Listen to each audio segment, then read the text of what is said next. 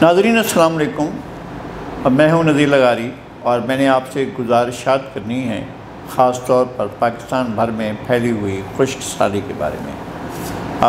इस मरतबा ग्लेशियर्स का पानी नहीं पिघला और जो माहौल में ग्लोबल वार्मिंग है उसने अपने असरात दिखाने शुरू कर दिए हैं। जो सबसे ज़्यादा इस ख़तरनाक ड्राउट से, इस ख़तरनाक खुश्क साली से मुतासिर हुए हैं हमारे इलाके, उसमें सराइकी बेल्ट है, सिंध है, बलूचिस्तान है।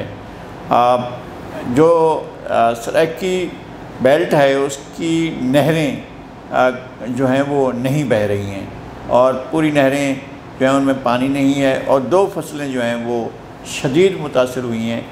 या चावल की फसल जो है वो नहीं होने जा रही है, उसके कोई इम्कानात नहीं है, और ना ही कपास की जो फसल है उसके होने के इम्कानात नहीं, और बल्कि ऐसा होगा कि आगे चलकर दीगर फसलों के लिए भी नुकसानात पैदा होते जाएंगे। इस खुश्क साली से जो हमारा सबसे बड़ा सहरा है इस रीजन का, जो चोलिस्तान के ज़िला भावल नगर से शुरू होता है और भावलपुर,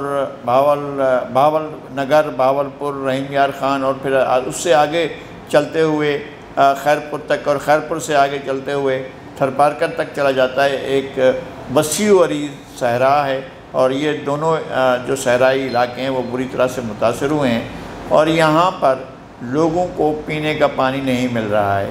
जो बाज़ इलाकों तक पानी पहुँचाने के लिए जो लाइनें बिछाई गई थी, उन लाइनें जो हैं वो बोसीदा हो चुकी हैं, जंगालूद हो चुकी हैं और उनमें पानी नहीं छोड़ा जा रहा है, इसलिए कि वो पानी वहाँ से नहीं छोड़ा जा सकता है और पानी के ज़ाय होने का ख़दशा है।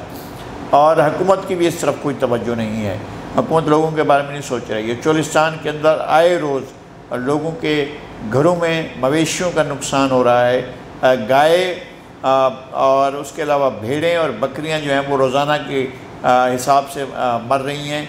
एक गुज़श्ता शब की बात है कि एक गांव में बिजनौट के करीब एक गांव था, उसको नवा खूह कहते हैं, और वहाँ से यानी नवा खूह का नया कुआँ, लेकिन वहाँ ना पानी है और ना कुआँ है। कुआँ तो मौजूद है लेकिन पानी नहीं है। और उस गांव के रहने वाले एक शख्स की एक दिन में 125 बकरियां जो हैं वो हलाक हुई हैं और लोगों को पानी नहीं मिला। इसी तरह की सूरत हाल जो है बलूचिस्तान के इलाके डेरा बुगटी में है। पहले तो ख़तरनाक सूरत हाल उसके बारे में थी कि वहाँ की तहसील पीर कोह के बारे में थी, लेकिन अब पीर कोह के अलावा पूरे डेरा बुगटी की दीगर तहसीलें भी वो मुतासिर हैं और बलूचिस्तान के और भी बहुत से अजला जो हैं वो पानी की नायाबी से मुतासिर हो रहे हैं। और हमारा जो वाटर मैनेजमेंट का सिलसिला है, हाँ, उन लोगों के पानी का ख्याल करता है जो बासर हैं, जिन्होंने सरकारी ज़मीनें अलाट कराई हैं, जो सरकारी अफसर थे और जिन अफसरों ने अपने इक़्तिदार के दिनों में अपने लिए जो है वो ज़मीनें अलाट कराई, वह उनको अब भी पानी मिल रहा है। यानी ये हमारे सिंध के अंदर ज़िम्मेदारों के अगर मैं नाम बताऊं जो जिन्होंने ज़मीनें हासिल की थी, उनमें एयर मार्शल असगर खान भी थे, उनमें जनरल अयूब खान भी थे, उनमें जनरल याह्या खान भी थे। इस तरह और बहुत से जर्नैल थे जिनको ज़मीनें अलाट की गई, बहुत से ब्रिगेडियर हजरात थे जिनको ज़मीनें अलाट हुई थी, और इसी तरह से जनरल नसीर अख्तर थे वहाँ के मकामी ज़िम्मेदार।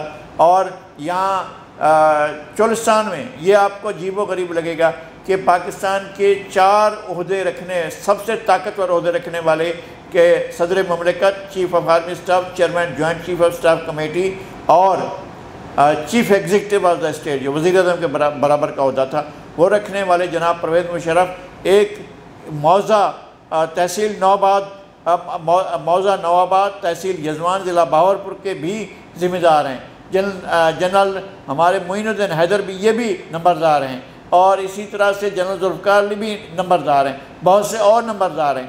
और ये इन्होंने ज़मीनें ली हुई हैं, लेकिन इनकी ज़मीनों में पानी सारा साल चलता रहेगा, कभी 12 महीनों में एक दिन कभी नागा नहीं होगा। लेकिन जो नहरें आम काश्तकारों के लिए हैं वो नहरें बंद पड़ी हुई हैं, उनको पानी नहीं मिल रहा है। ये है इस मुल्क में ड्राउट की सूरत हाल।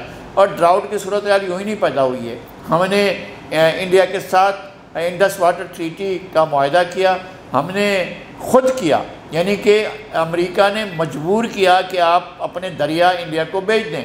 यूजीन जो वर्ल्ड बैंक का प्रेसिडेंट था उसने मजबूर किया और कोई मानने को तैयार नहीं था। लियाकत अली खान ने इनकार कर दिया, ख्वाजा नाज़मुद्दीन ने इनकार कर दिया, मोहम्मद अली बोगरा ने इनकार कर दिया, चौधरी मोहम्मद अली ने इनकार कर दिया, आई चुंदरीगढ़ ने इनकार कर दिया, हुसैन शहीद सोहरावर्दी ने इनकार कर दिया, ख्वाजा फिरोज़ खान नून, ये इतने वज़राए आज़म ने इनकार कर दिया। लेकिन हमारे बहादुर जरी जनरल अयूब खान ने हामी भरी और जनरल अयूब खान का मार्शल्ला जो है लगा और उसके बाद 1960 में इंडस वाटर ट्रीटी हुई और पाकिस्तान के 3 दरिया इंडिया के हवाले कर दिए गए और 3 दरियाओं के इंडिया के हवाले हो जाने के बाद हमारा फिरोज़पुर हेड वर्क से पानी की आमद का सिलसिला ख़त्म हो गया और सतलुज के बहाव में अब सतलुज जो है वो खाली पड़ा हुआ है, रावी खाली पड़ा हुआ है। हमने उसका तरीका ये निकाला कि कट करके इंडस का पानी जो है वो डाला झेलम में, झेलम का डाला चनाब में, चनाब का डाला जो है रावी में, और रावी का पानी जो है हम इस तरह से सतलुज में नहीं ला सके हैं।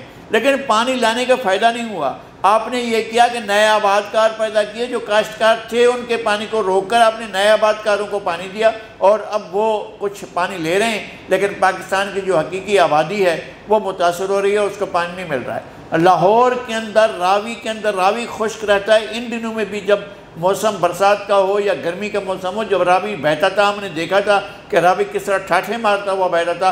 अब रावी बह नहीं रहा है। अब एक नहर जो है वो चलती रहती है सारा, इसलिए कि आपने कोई एग्रीमेंट किया था इंडिया के साथ कि ठीक है ये नहर हमारे लिए लाहौर के लिए एक नहर दे दें, तो इंडिया से वो नहर आती है जो हमारा बहती रहती है, हमारे उसके अंदर पानी रहता है। और पाकिस्तान में इस तरह से जो 2-3 दरिया हमने बेचे उनका पानी हमें नहीं मिलता है।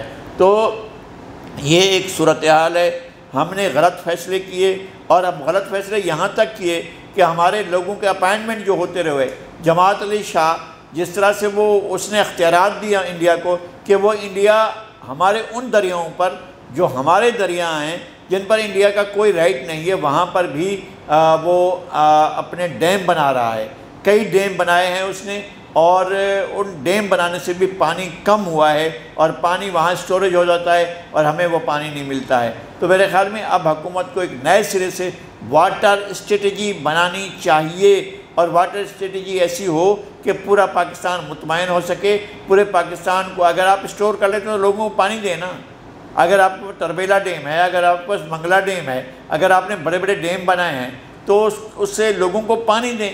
आपने जिनाट बैराज जो बनाया है कालाबाग के मकाम पर, वो क्यों बनाया है? आप अगर 20 एकड़ लाख एकड़ ज़मीन किस लिए काश्त करें? फिर वही सरकारी अफसरों को राज़ी करने का मसला है। फिर सरकारी अफसरों को इनको ज़िम्मेदारी का शौक़ होता है, वो ज़िम्मेदार बनना चाहते हैं, उनके लिए आप जो है ये ज़मीनें सारी पैदा करते हैं। नई आबादकारी करने के नतीजे में पाकिस्तान जो है वो एक ख़तरनाक सूरत हाल का शिकार हो रहा है। मेरे ख़्याल में अब पाकिस्तान में लोगों को पानी के पीने के लाले पीने के पानी के लाले पड़ेंगे और लोग पीने के पानी के लिए तरसेंगे। ये सूरत हाल पैदा हो रही है। हमें फौरी तौर पर वाटर मैनेजमेंट के लिए बढ़ना होगा। कल फिर हाजिर होंगे किसी नए मौजू के साथ। आज इतना ही। आपकी बहुत नवाजिश, बहुत शुक्रिया। सब्सक्राइब करें और बेल दबाएं ताकि कोई खबर रह न जाए।